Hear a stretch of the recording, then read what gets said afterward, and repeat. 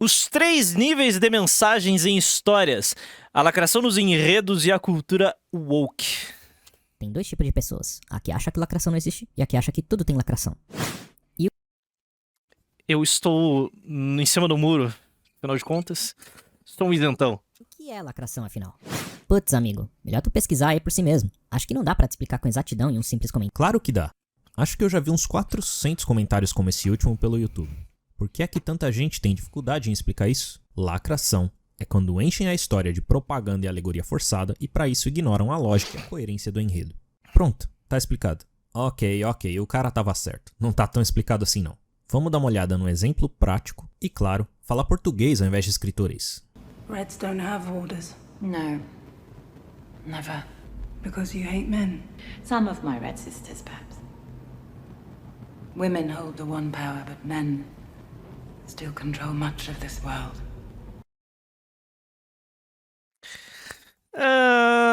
Pô, se for num contexto medieval faz sentido. Não tem nada de errado aqui. Sim, based. And they are rarely kind to little girls who show a spark of being greater than they are.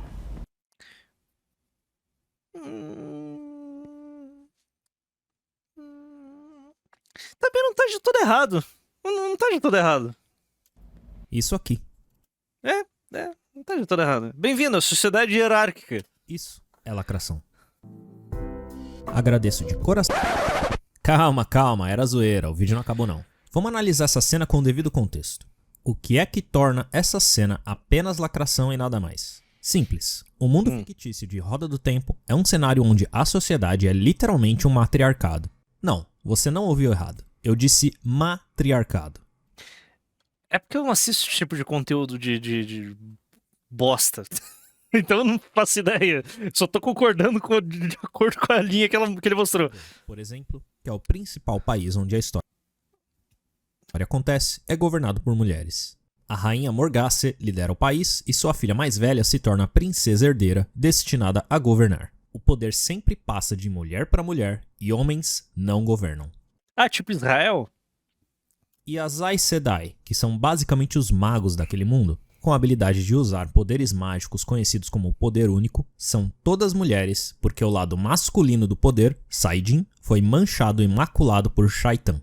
Tipo um Sauron, só que de Roda do Tempo. Nossa, que sono. Não chego perto dessa merda. Eu leio eu leio Senhor dos Anéis de novo, pela 18ª vez, mas não, mentira, não terminei até hoje. O Retorno do Rei. Mas eu voltei ali, inclusive. Eu leio de novo o Senhor dos Anéis, mas não chego perto desse negócio. Por causa dessa mácula, quando o homem tenta canalizar o poder único, ele eventualmente enlouquece ou até coisa pior. E esse é o motivo de todas as Aes Sedai atuais serem mulheres. Aes Sedai não eram capazes de usar suas habilidades abertamente desde a ruptura, muito menos o poder único. Mas tramavam e manipulavam, puxando cordas como se controlassem marionetes, movendo tronos e nações como pedras de um tabuleiro. Esse é um trecho do 2º livro da série Roda do Tempo, A Grande Caçada, de Robert Jordan. Quase todos os países do mundo inteiro possuem uma Aes Sedai como conselheira, que é quem realmente manda nas coisas, manipulando as cortes a seu favor. Isso tipo a Irmandade em Duna? Bene Gesserit com essa porra. acontece mesmo quando o país Ou os Maesters de Game of Thrones. não admite publicamente que as tem em seu conselho real, porque o povo comum tem preconceito contra elas. Mas não. É engraçado que esse trope de uma guilda, uma irmandade, uma fé estão por trás de todo mundo e controlam toda a sociedade, estão planejando. Eu tô começando a ficar cansado, tá ligado? Reconhecimento de padrões, eu não conheço nada de Roda do Tempo e também não vou atrás. Mas, pô, velho, é legal, é um plot device interessante, mas tipo... Não okay. é por elas serem mulheres, mas sim por usarem magia que consideram profana, que muitos acreditam que causou a ruptura do mundo. Tudo isso significa que o mundo de Roda do Tempo é dominado por mulheres. Logo, cada palavra dita nessa cena inteira não faz o menor sentido. Como assim, nós mulheres soltamos bola de fogo, mas os homens controlam o mundo? What the fuck? Cadê a lógica? Agora que se explicou, faz todo sentido mesmo. Justamente por nada do que ela está dizendo ser verdade nesse contexto, tanto que essa cena foi inventada só pra série e ela não está nos livros, que fica muito óbvio que o showrunner só enfiou a opinião política dele na série sem cuidado ou contexto lógico apropriado. E é isso, meus amigos, que chamamos de lacração. Você injeta uma opinião pessoal, sua ideologia ou uma mensagem política que você acredita onde isso não é apropriado. Não encaixa no resto do enredo e não tem lógica. Porque foda-se a lógica. O que importa Não, a mina tem uma jawline de vencedora, né? você, enquanto autor, é doutrinar o público na sua Não, isso daqui que é a jawline. Merda, fui molgado. opinião pessoal e fazê-los votar nos seus políticos favoritos. Ou sair com uma plaquinha para protestar por seja lá o que for. A história é a última coisa que passa pela sua cabeça. Ficou claro agora? Mesmo que não tenha ficado, não se preocupem. Nesse vídeo, eu vou fazer o meu melhor para te explicar o funcionamento mecânico de Morreu até a minha quinta geração, né? Ela faz Mewing. Não, ela criou o Mewing. a ponto de você nunca mais ficar na dúvida sobre como responder a pergunta. Mas afinal, o que é lacração? Em Hollywood, já se tornou um padrão enfiar a mensagem política do mundo real em tudo que é coisa, por motivos econômicos, Em Senhor dos Anéis é um crime. Na moral, os produtores de Anéis do Poder tinham que ser presos. ou publicitários. Ou os produtores querem financiamento da BlackRock ou da Vanguard, ou eles querem pagar de bonzinhos, os protetores dos pobres e oprimidos. Não mais. Não seja otário. Esse barco já foi. Os executivos de Hollywood não são santos, muito menos seus amigos. Na maior cara de pau, eles vão botar o símbolo Você parou pra pensar? Eu não tô criticando o cara, esse vídeo tem 10 meses. 10 meses atrás, todo mundo aqui considerava que esta porra ia continuar pra pelo menos mais 10 anos. Cara, as coisas mudaram tão rápido da eleição do Trump pra cá. Tipo, é assustador, cara. É assustador. É assustador como todo mundo aqui falou. Pera, dinheiros gays? Não preciso mais saber. É isso. Tem xerife novo na cidade. Cara, as coisas mudaram muito rápido. Muito rápido. LGBT na foto de perfil pros trouxas do Oeste baterem palma, enquanto na página do Oriente Médio continua a mesma coisa. E vão continuar operando em países que executam homossexuais com apoio do Estado. E no primeiro sinal de perda financeira, eles vão cancelar a p toda. Eles não se importam com seja lá qual for a causa. Para de ser otário. E isso, essa cultura, esse costume de enfiar propaganda em quase todo filme, sério, até desenhos animados que são lançados, que é o que chamamos de cultura woke. Mas espera aí, Egg. Mensagens em histórias sempre existiram, inclusive as de natureza política. O povo não deve ter medo de seu governo. O governo deve ter medo de seu povo. Existem mensagens e mensagens. O governo deve ter medo do seu povo. É diferente de que é a propaganda ideológica de hoje. Isso é verdade. Só que você percebeu que antigamente ninguém ligava? Só agora, de 2010, 2015 pra cá, é que essas mensagens começaram a irritar profundamente as pessoas. A ponto de terem vídeos criticando a cultura woke que chegam a centenas de milhares de views. E isso porque eu nem tô mencionando os canais gringos que ficaram gigantescos falando sobre isso. Bem antes dos brasileiros entrarem no assunto. Mas por quê? O que exatamente mudou nesse curtíssimo... Adoro o fato de que o Alan Moore, que era comuna, criou acidentalmente um personagem completamente libertário que é o V. Exatamente. Muito bom, cara. espaço de tempo. Uma década atrás, você ia ter que procurar muito para encontrar uma única pessoa reclamando que filme X ou Y dá foco demais em mensagem política. A ideia, ou até a palavra lacração, sequer existia. E nos dias de hoje, é o exato oposto. Todo mundo fala disso. O que será que começou a acontecer nas histórias, que criou um forte sentimento de rejeição, que muita gente que sente nem sabe explicar por quê? Quem de vocês já começou a ver um filme e pensou, cara, isso aqui tá muito chato, só que eu não sei explicar por que tá muito chato? Para explicar esse fenômeno, Mais que eu gostaria. vamos bater um papo sobre os 3 níveis de inserção de mensagens em histórias: temas, alegorias e propaganda. Para começar, toda a história tem uma mensagem. E sim, toda a história, sem exceções. Mesmo quando o autor faz um esforço consciente para evitar isso e escreveu o filme com o único propósito de entreter, a obra vai ter mensagem mesmo assim. O filme Os Mercenários, por exemplo, é basicamente um grupo de atores já aclamados e muito famosos que atuaram por décadas em filmes de ação separados, todos juntos num filme só. Atores que até aquele momento nunca tinham sido vistos no mesmo filme. E é um filme de merda. Nossa, Mercenários é muito ruim. Nossa, é ruim. Ruim. Nossa, horrível. Odeio Mercenários. Os 3 filmes são horríveis. Eu vi os 3, não sei, eu sou idiota mesmo. Quem aí nunca pensou? Nossa, já pensou ver o Stallone, o Bruce Willis, o Terry Crews, o Jason Statham e até o Jet Li no mesmo filme? A ideia é incrível. A execução é uma bosta. Ia ser foda. Foi perceber esse desejo do público que deu origem ao filme. Tô usando Os Mercenários como exemplo porque é comum pensar que um filme desse tipo não tem mensagem. É só explosão e tiroteio, nem tem história direita essa porra. É o que alguns dizem, mas tem. Várias. A mais simples e óbvia é: violência não é a resposta. Violência é a pergunta, a resposta é sim. O filme tem vilões claros e os personagens resolvem tudo na bala. Queira o roteirista ou não, ele está literalmente dizendo que ser um guerreiro é algo positivo. Que às vezes é necessário dar o shift delete nos inimigos para resolver o problema. E isso por si só já é uma mensagem, inclusive política em sua natureza. Afinal, o pacifismo é um tipo de filosofia que toca a esfera política, logo, seu oposto também. O filme poderia muito bem ser sobre ativistas tentando derrubar o governo tirano do vilão por meios legais, pedindo ajuda internacional, protestando e etc. Mas não, o filme é sobre metralhar soldados e derrubar o ditador e seus associados à força. Enfim, deu para entender que mesmo num filme muito focado nas cenas de ação e espetáculo, a mensagem tá lá? Só que a maioria das pessoas sequer notou ou pensou sobre isso quando viu o filme. Só o cara que tá procurando com uma lupa, tipo eu, vai notar essas mensagens, porque elas são extremamente sutis, e elas estão implícitas. Não é algo realmente abordado no filme, com linhas de diálogo fazendo referência direta ao assunto e etc. Bem diferente dos filmes e séries de hoje em dia, não acham? Se você for ver Roda do Tempo, Anéis de Poder, Madame Teia ou The Marvels, a Busque Cristo e tratamento psicológico. primeira coisa que você vai notar é a óbvia afirmação ideológica sendo esfregada na sua testa. Se não for a primeira coisa que vai chamar sua atenção, vai ser a segunda. Como se ao invés de um filme, você estivesse lendo um panfleto ou vendo uma palestra. Mas o que é que causa isso? Por que é que as mensagens em filmes mais modernos são tão óbvias? Simples. Em Roda do Tempo, The Marvels e etc., você tem um monte de alegorias e propaganda, tipo uns 80%. Já em Os Mercenários, você tem basicamente apenas temas. Alegorias? Propaganda? Temas? Que diabos é tudo isso? Duas ideias. Também tem uma questão de que os roteiristas de hoje, eles não sabem escrever o roteiro. Por uma questão muito simples, contratação. Aí sim, contratações de AI. Porque é o seguinte, ai, nossa, tem muito roteirista branco. Vamos contratar minorias para escrever os nossos textos? Tá, mas se essas minorias fossem boas mesmo, eles já estariam na indústria. É verdade. Aí o que acontece? Você tem que abaixar o padrão para colocar essas minorias para dentro. O problema é que essas minorias não sabem escrever roteiro e sai esse monte de slop que a gente vê hoje. Aí o que aconteceu daí, já nesses últimos anos aí da loucura que a gente viveu,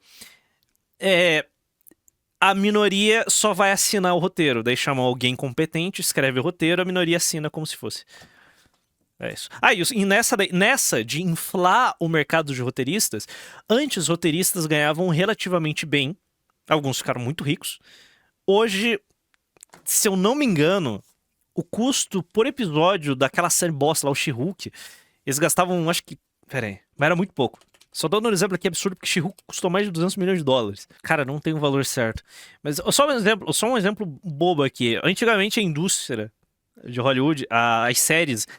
Você trabalhava numa série e você iria receber por essa série cada vez que ela fosse exibida. E toda a equipe receberia. Os atores, os diretores, os roteiristas. Por quê? O mundo era basicamente TV. Hoje, como tá tudo no streaming, meio que você não tem como medir isso. Um roteirista de She-Hulk, que é uma série de merda, todo mundo deveria ter sido demitido, mas só tô dando um exemplo aqui. Ele recebeu 396 dólares de residual, que é esse pagamento extra.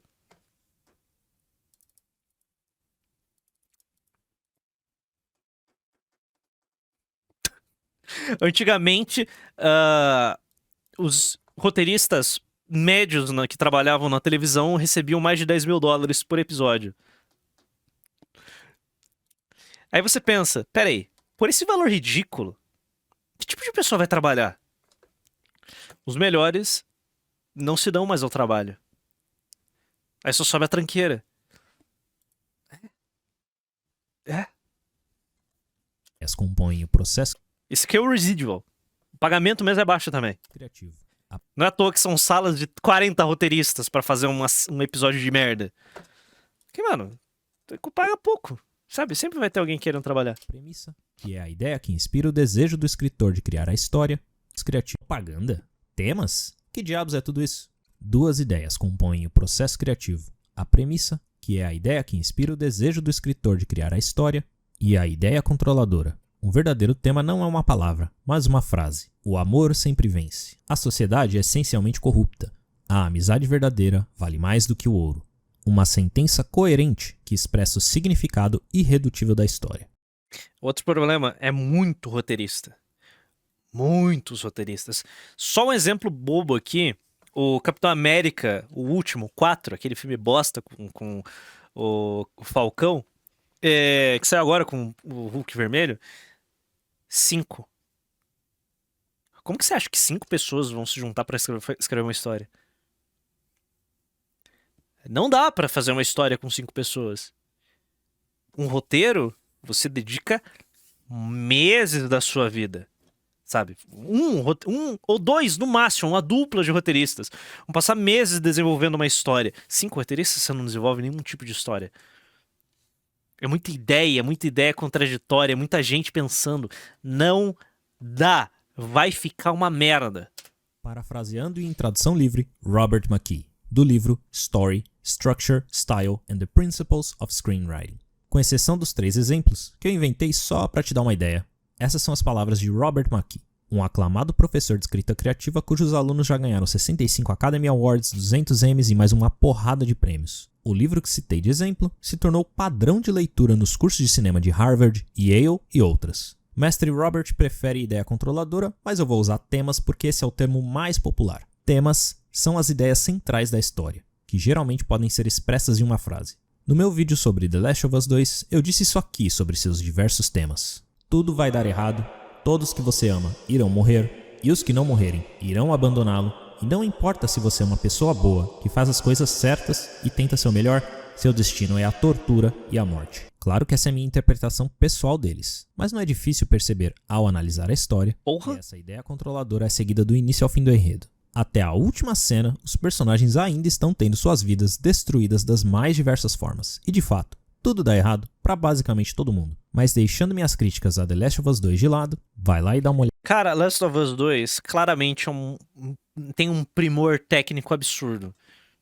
Mas a parte do roteiro, meu Deus do céu. No meu vídeo, se você Imagina se Last of Us não fosse escrito pelo Neil Cookman. Imagina se Last of Us fosse escrito por Aaron Sorkin, o cara que fez o Social Network, fez o Grande Aposta, sabe? Puta roteirista, sabe? Não, seguinte, você vai contar uma história que se passa no fim do mundo, você tem um orçamento infinito. Toca. Vai lá. Vai. Porra. Caralho. Nossa, velho. Esse... Pariu. Mas não, né? Foi feito pelo Cookman. Se quiser ver a análise completa da história do jogo. The Last of Us 2 só... Chega pra ele. Vem cá, a premissa é a seguinte. Você tá no apocalipse, o seu pai é assassinado. E... Só que nessa história você tem que mostrar a perspectiva da filha e da mulher que matou o seu pai. Manda bala. Eu sei que o Sorkin é autoral. O Tarantino também é autoral. Mas e daí? Você dá esses limites, você tem que trabalhar nisso daqui. Se ele aceitar, ótimo. Se ele aceitar, bom, acha outro bom roteirista. Mas não, é o Neil Cookman e... os verdadeiros vilões somos nós mesmos. Tem algumas alegorias. It's a family event. Look, last night I was drinking too much. Made you some sandwiches. What you got there? Bigot sandwiches. Tipo essa. E muitos temas, que é o nível mais alto de passar uma mensagem em uma história. Estou sendo literal aqui. Quando digo nível mais alto, quero dizer que temas são uma forma superior de apresentar uma mensagem, seja lá qual ela. O Neil criou o próprio NPC pra cuspir no Joel. Pera aí, o Neil Cookman se incluiu no jogo pra cuspir no Joel? Você tá zoando? Não é impossível que ele não fez isso, né? Fala que ele não fez. Pera, ele fez isso? Sério? Cadê? Onde que ele aparece? Fala a cena. Por favor, fala a cena. Eu tô curioso. Não acredito, cara. Você tá de sacanagem. Não sabia. Faz todo sentido.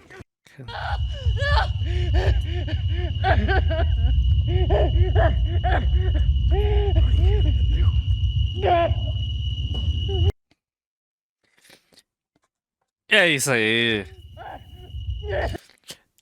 Agora... Não, eu não tinha me tocado nisso. Faz todo sentido. O diretor do jogo faz um self-insert em que ele cospe no protagonista que todo mundo amou. Faz todo sentido, cara. Ele ser tão desprezível e ter feito essa história de merda que é o Last of Us 2. Cara, muito obrigado. Muito obrigado por me fazer odiar ainda mais Last of Us Parte 2. É isso. Nossa, cara. ela for. A eterna luta do bem contra o mal é um tema. Fazer um personagem mandar um político não chamar de terroristas as pessoas que explodiram um prédio cheio de civis inocentes. You did your part in dealing with those terrorists, now we'll do ours. You have to stop calling them terrorists. Nossa, cara, essa série. Eu assisti Falcão e o Soldado Invernal, cara. Sabe aquela época que a Marvel lançou WandaVision? Eu falei, pô, que série divertidinha. O final é uma bosta, mas beleza. Aí assisti o Falcão e o Soldado Invernal. Eu não sei como eu terminei, cara. Terrorists, now we'll do ours. You have to stop calling them terrorists. We kill the hostages. Either way, our message gets out to the world. É uma alegoria. Não perderam nada. Piores. Mas calma aí que a gente vai... You gotta do better, Senator! Nossa, puta merda. E falaram, não, esse daqui é realmente o protagonista ideal pra tocar um filme. The terrorists only set us back a bit. You have to stop calling them terrorists. A melhor cena da história da TV. You've got to do better, Senator. Mano, vai se... vai falar de alegoria já já. Temas são sutis, e embora conectados no nível profundo da experiência humana, eles quase nunca fazem paralelos direto com o mundo real. Nenhum personagem em The Last of Us 2 precisa dizer que vingança só resultará em mais... Eu não tanco, a filha... Eu não tanco que a namorada da Ellie... que é lésbica, tem um filho, desculpa, velho. que série escrota, cara.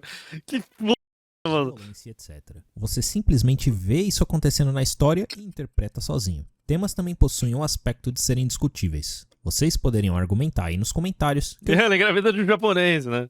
estou errado sobre os temas de The Last of Us 2 e isso seria perfeitamente válido. Por serem temas, estão passíveis de interpretação e podem ser amplamente debatidos. Tanto que as pessoas discutem o significado de histórias desde que o mundo é mundo. Quando você está batendo papo no bar e argumenta o verdadeiro significado de um filme, você está discutindo os temas, mesmo se nem souber que algo com esse nome existe. Temas podem ser tão profundos que se tornam fontes por gerações, imortalizando as... Calma lá, Victor. Isso acontece porque um tema é uma extensão sofisticada de uma lição moral, ética ou prática. Lembra quando sua avó te contava uma história e no final ela dizia: a moral da história é que... A moral da história é o tema central. É a mesma coisa. Nós humanos ensinamos uns aos outros através da narração de história desde que vivíamos em cavernas. E com essas histórias, os mais velhos passavam lições aos jovens que, graças a esse conhecimento, não eram pisoteados por mamutes nem massacrados por tribos inimigas. Você só tá vivo hoje por causa dos temas em história serem compreendidos corretamente pelo seu tataravô.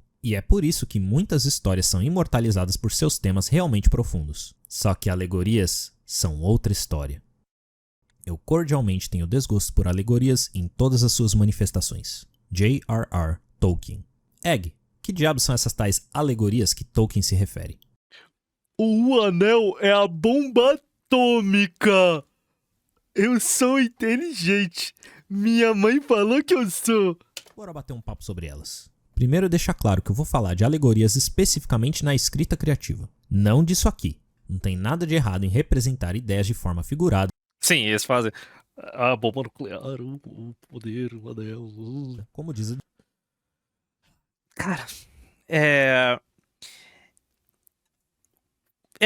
Senhor dos Anéis, se você olha da perspectiva... Tolkien se inspirou em momentos da sua vida, se inspirou... comprou ideias de obras que ele leu no passado e foi montando o seu universo o seu mundo, através de várias influências que o circundavam. Agora reduzir isso, ele fez uma alegoria aqui. Que bosta, né? Você vê que diminui o que significa um anel, ele perde o seu significado quando você se resume a bomba nuclear, uga buga.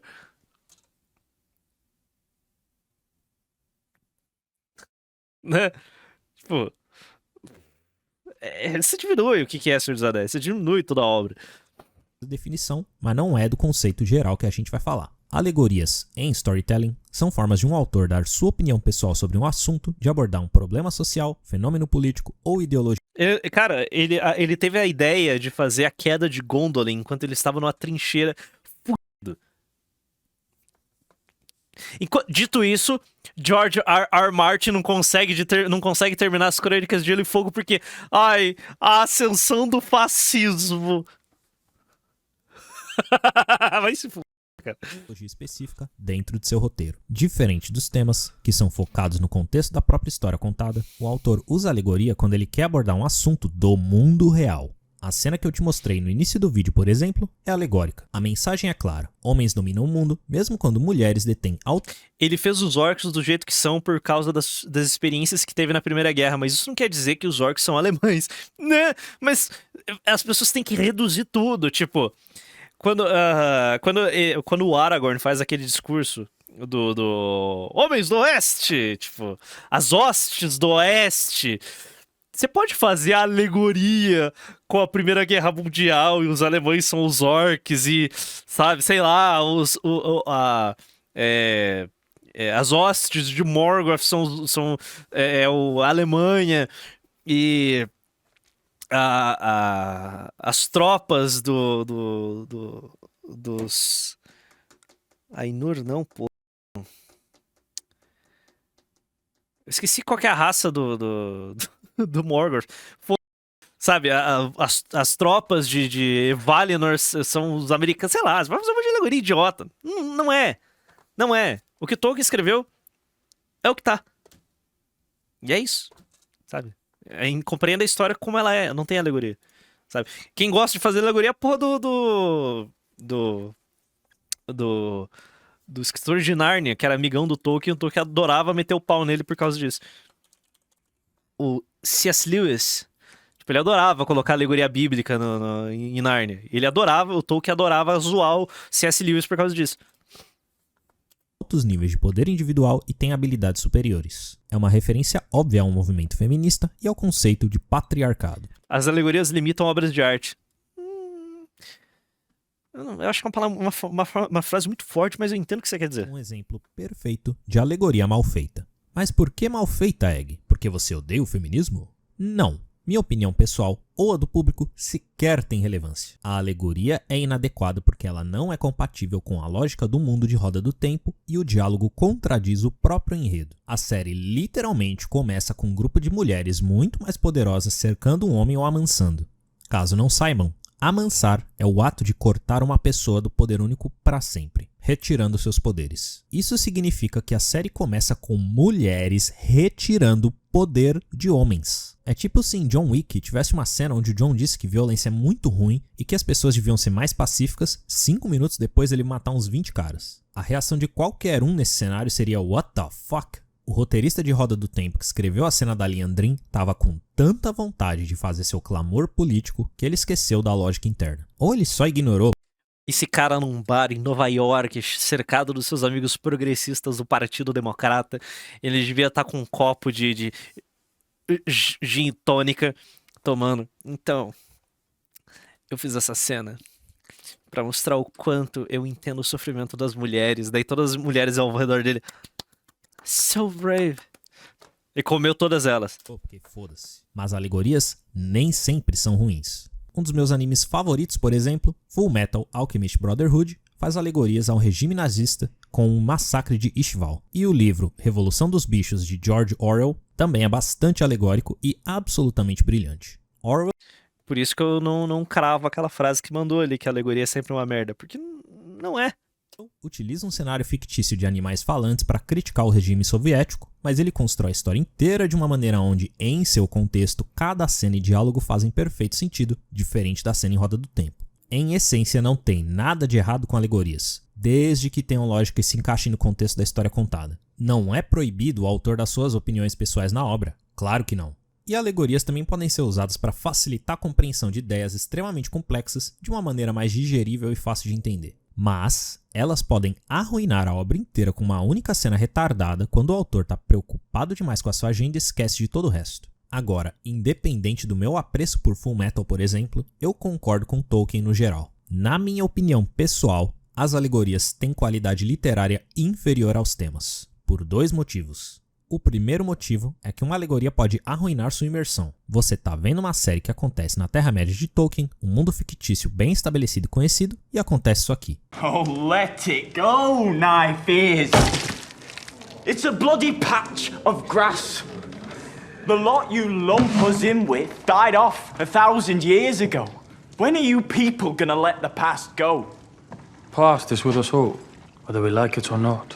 Essa cena não é sobre um elfo sendo acusado de preconceito contra o povo local por causa de sua antiga associação com Melkor. Não. Essa cena é sobre um negro sendo rechaçado por um branco num bar que insiste que ele esqueça o passado. É uma alegoria de racismo do mundo real, fazendo referência à escravidão que ocorreu nos séculos anteriores. É intancável, né, velho? Intancável. Só não vê quem não quer. Isso é uma referência direta à tensão racial americana. Só que eles estão na Terra-média de Tolkien, não num bar no centro de Nova York. Você tem noção que essa frase, ela faria sentido com o contexto da série se o ator fosse branco? Foram pensar o quão ridículo. Mantém a mesma frase, mas o ator que faz o elfo é branco. Aí você fala, ah, tá. Faz sentido. Sabe? Ia fazer um pouquinho mais sentido, sabe? Ainda assim, essa é uma frase bem merda. Bem merda. Ainda assim, ela é bem ruim, sabe? Não existe esse tipo específico de racismo na Terra-média. E boa parte do público sabe muito bem disso e vai ter sua imersão arruinada. Não tem nada de errado em abordar assunto sério em uma história. Mas não é apropriado a Amazon usar uma história de fantasia que nem é deles para sinalizar virtude e dizer que é super progressista. Nossa, que empresa do bem, ela luta contra o racismo. A empresa que faz funcionário mijar em garrafa para não precisar parar de trabalhar tá preocupada com racismo? Esse é o tipo de alegoria que faria Tolkien dançar break na cova de tanto desgosto. Quanto desrespeito. O segundo motivo é o fato de que muitas vezes alegorias são inúteis. Muito conteúdo alegórico não ajuda a causa defendida e de fato só irrita o público. Se você realmente quer abordar um assunto sério no filme, você não precisa usar alegoria. É só fazer um filme que trata desse tema diretamente. Django Livre, por exemplo, aborda com maestria o racismo da época sombria da escravidão no século XIX. Você vê o racismo no filme em um contexto onde ele faz sentido, o Texas de 1858, e o filme não fica botando o dedo na sua cara e fazendo o personagem falar: racismo é ruim, tá? É bom você saber disso ou você vai levar palmada. O mesmo vale pro filme Outra História Americana, que é ainda mais certeiro em abordar esse tema de forma clara e visceral. Quer abordar assuntos sérios? Escreva histórias sobre assuntos sérios. Você não precisa meter cenas totalmente desconexas na Terra-média de Tolkien. Violar a Mas aí você não vai ganhar os dinheiros gays, pô. Esse é o ponto. Coerência do enredo para enfiar sua opinião sempre vai irritar profundamente boa parte do público. Só que, por mais que seja possível encontrar alegorias muito ruins, existe uma coisa muito pior: propaganda. O conceito básico de propaganda também não tem nada de errado. É simplesmente a divulgação de uma ideia, crença, religião ou produto. Mas a palavra propaganda tem muito mais peso no contexto político e ideológico. Um dos propagandistas mais infames da história foi Joseph Goebbels, o ministro da propaganda na Alemanha nazista. Calma, eu não tô dizendo que roteiristas de Hollywood são equivalentes a genocidas malucos. Sossego Tecnicamente o Goebbels... Baixa aí. Eu só preciso que vocês entendam que a propaganda tem níveis. Elas podem ir desde coisas inócuas, que só irritam em seu meio... Bom, tecnicamente o dano que o Goebbels causou pro resto do mundo é... patéticas, mas não realmente fazem mal, até o abismo mais profundo e sombrio que a humanidade pode chegar. O que eu quero frisar aqui é a técnica utilizada. Inserção de propaganda é uma técnica antiga e tão poderosa que é capaz de fazer toda uma população aceitar coisas absolutamente inaceitáveis com entusiasmo. Era com essa técnica, utilizada para propagar a ideologia nazista como se fossem ideias fundamentalmente positivas, que Goebbels engajava a população a aceitar e participar do regime. Ele influenciava e adicionava mensagens em toda a produção artística do país, fossem livros, filmes, teatro ou qualquer outra coisa. Tudo foi contaminado pela ideologia. Soa familiar? E é por isso que quando você, querido espectador, detecta a presença de propaganda em uma história, embrulha seu estômago. Assim que você sente que estão tentando cutucar o seu cérebro subliminarmente para te reeducar ou te fazer pensar algo específico, você já fica puto. Muitas vezes sem nem saber por quê. Quer um exemplo de propaganda? O filme American Society of... esse é o nome do filme, mas eu não posso...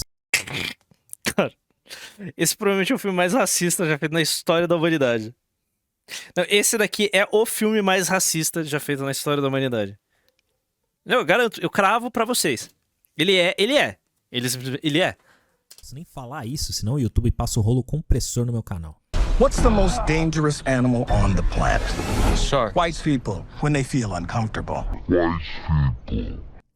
Eu acho que a minha comparação com Goebbels foi mais adequada do que eu acho que Olímpia da Leni Riefenstahl é menos óbvio na sua propaganda que esse filme. Imaginei. Isso só não vai te perturbar profundamente se você já concordar com a mensagem propagada. Por isso que muita gente diz que lacração em filmes é só coisa da sua cabeça. Propagandistas modernos, obviamente, não querem aniquilar populações inteiras. Bom, pelo menos eu acho, né? Então, eles querem sim. O cara faz um filme que diz... não sei. Será que o autor disso não gostaria de deletar todo mundo que é...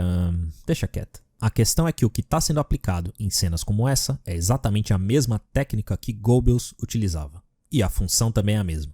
Engajar o público em uma determinada ideia ou ideologia política. Diferente da alegoria, que aborda o assunto sem apontar para indivíduos que de fato existem, partidos políticos reais ou uma peça de ativismo diretamente, a propaganda é muito mais focada e nociva. O autor quer que você vote num político específico.